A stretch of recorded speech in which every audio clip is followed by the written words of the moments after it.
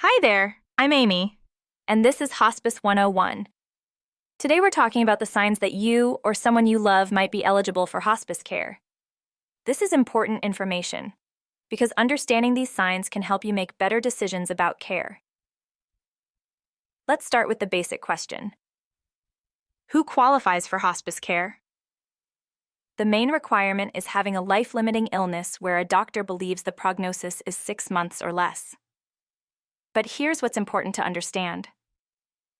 You don't need a specific diagnosis to qualify, and you don't need to wait until the very end. In fact, hospice care is most helpful when people have more time to benefit from it. So what are the signs that hospice might be helpful? There are several important patterns to watch for. First, increasing difficulty with daily activities. This might mean needing help with bathing, dressing, or getting around the house. If someone is spending more and more time resting or needs assistance with basic care, that's a significant sign. Second, unintended weight loss. When someone loses weight without trying, especially if it's noticeable over just a few months, this can indicate that the body is having trouble maintaining itself. Third, frequent trips to the emergency room or hospital. When someone keeps going back for the same condition, or when treatments aren't helping as much as they used to, these are important signals.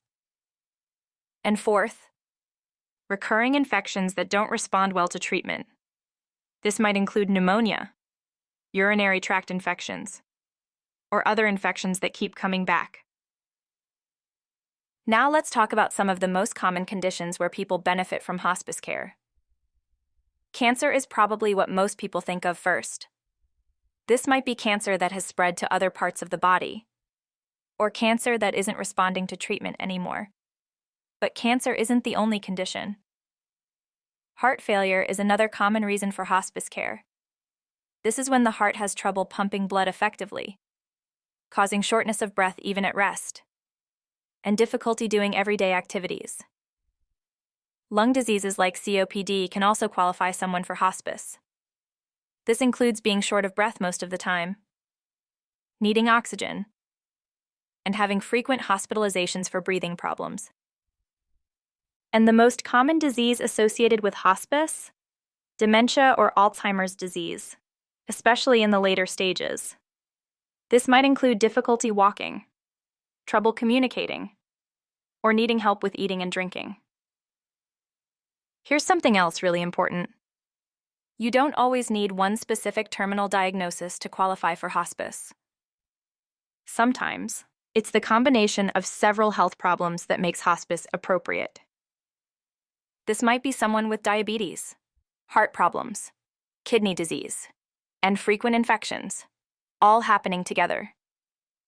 What matters is the overall pattern, the person's declining function and quality of life. Now, let's talk about something that's really important but often overlooked: timing. Most people who are eligible only get hospice care for about 2 to 3 weeks. But research shows something important. People who receive hospice care for longer periods, typically months instead of just weeks or days, have better symptom control, better quality of life, and their families feel more supported. The challenge is that these conversations often happen too late. By increasing awareness about hospice eligibility, we can help more people get the care they need when it can do the most good. So what should you do with this information? If you recognize these signs in yourself or someone you love, it may be time to have a conversation. Talk to your doctor or healthcare team about hospice care. Ask questions like, do you think we should consider hospice? Or, what would hospice care look like for our situation? Remember, asking about hospice doesn't mean giving up hope. It means hoping for comfort, dignity, and the best possible quality of life. If you'd like to learn more about hospice eligibility, or if you have questions about whether hospice might be right for your situation, please reach out to us at EverLight Hospice. We're here to provide honest information and compassionate guidance, with no pressure and no judgment. You can also bring up these questions with your own doctor or medical team. The most important thing is having the conversation, because everyone deserves to understand their choices.